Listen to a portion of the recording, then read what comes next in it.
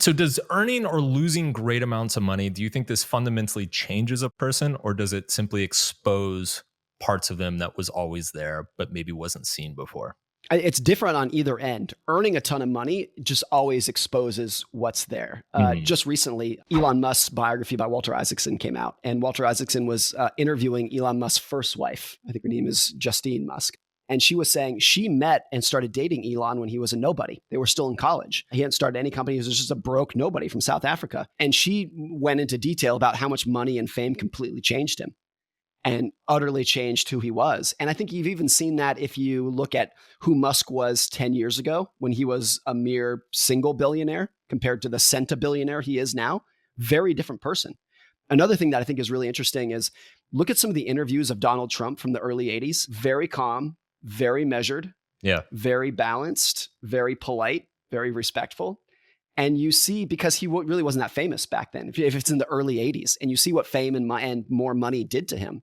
And there are a lot of people like that. You know, back to memes, there's a meme of Jeff Bezos in 1999, and he's like a skinny dork with a horseshoe. And then after he became the richest man in the world, he's jacked and he's got a $500 million yacht and whatnot.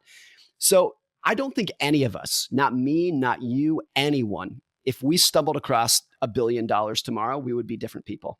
Yeah. I think there are so few exceptions to that. There might be some, but there are so few to that.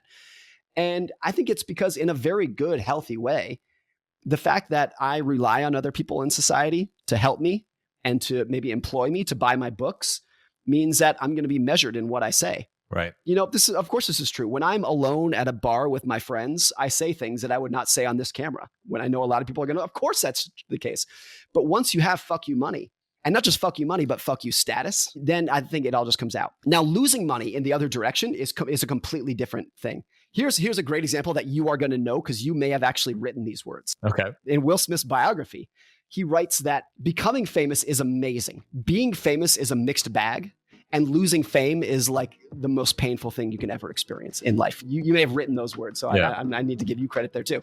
And I think that's very true for money. Like becoming wealthy, gaining wealth is amazing. Having wealth is okay, and losing wealth is absolutely chaotic to your soul and your personality. It's just going to rip you to shreds because it's just the dopamine that we're chasing. It's not even the money that we want. We just want the dopamine of like, oh, I used to have $100, now I have $200. It's just the increase that you want, and going in the other direction is just an absolute catastrophe for most people. This is why in investing, I think most people take too much risk because it's so easy to underestimate what a 50% decline in the stock market is going to do to you. And it's not just to your portfolio, but it's going to, for a lot of people, it's going to really shatter their identity and their personality and their confidence. You really see like a form of national depression when you have a big stock market decline. Like it was called the Great Depression for a reason. I think that was a very apt word to use. It was just like it's shattering for people to go in the wrong direction. Do you think that's because the hedonic treadmill in our mind, no matter how much money we make, our default expectation rises to meet that amount?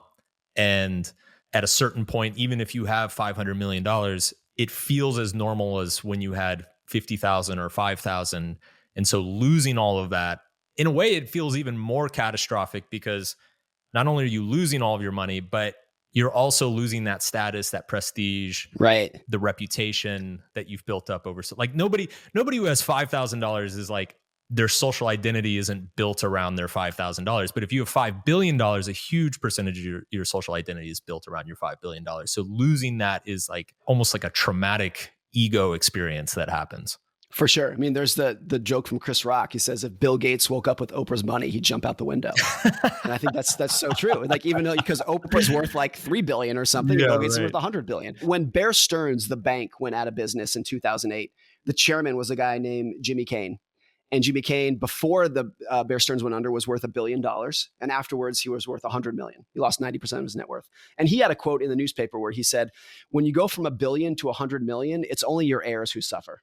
Like made no difference to his life. He kept his apartment, he kept his private jet, etc. It was just his heirs. And I remember reading that and thinking like that is a very rare response. Maybe he didn't actually feel like that because there's almost no one that would actually believe that, to go from $1 billion to $100 million and be like, whatever, it doesn't matter, it's only my heirs. I think it had to be and have been so tied up in his identity not only the net worth, but like using the net worth as a scorecard for his career success, for his ability as a CEO and a manager that was now completely shattered. And, sometimes I think the wealthiest I ever actually felt in my life is when I had $5,000 in the bank. And I remember hitting that milestone and just being like, this is unfathomable. Like $5,000. And happy to report, I have quite a bit more than that now, but I felt the wealthiest back then because it's just the gap between what you had and what you have now that brings happiness. And for me, going from $100 to 5,000 felt so much bigger than going from 1 million to 2 million or whatever it would be. Because just in percentage terms, it was so much different. So I think people are always just chasing the gap between what they used to have and what they have today. And when what you used to have is more than you have right now, I think it just shatters people. And there's also a thing in the stock market where all of your success as an investor in the stock market is just not panic selling. That's your whole lifetime success is just don't freak out and you'll be fine. And so everything that I do for my own money is kind of geared around that.